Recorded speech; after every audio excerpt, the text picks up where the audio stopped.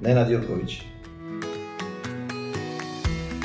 Imam više nadimaka, ali u uredu me zovu Jurko.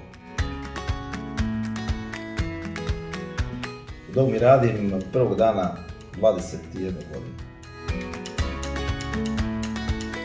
Jarac. Jedan poziv mijenja sve. Osnivač Nike-a, Phil Knight, knjiga se zove Shoe Dog, vrlo interesantna knjiga. Omiljen film je Spašavajući Grace, engleska komedija.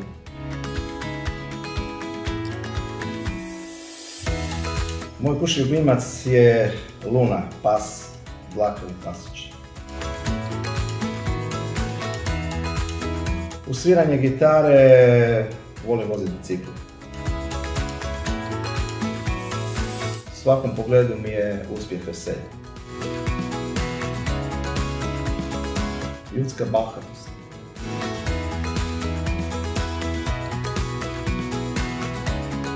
Najteža kupoprodaja je bila sad u zadnje vrijeme, prije 2 mjeseca je napravljena, nakon 6 mjeseci pregovaranja mukotrpnih.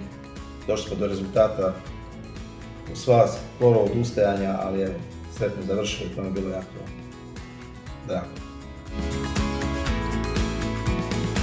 Bila je jedna anegdota prije jedno 15 godina gdje smo ženu doveli u agenciju sa viklerima na glavi, gdje smo tek onda shvatili da još uvijek ima viklere na glavi, odnosno brzo izašli iz stana.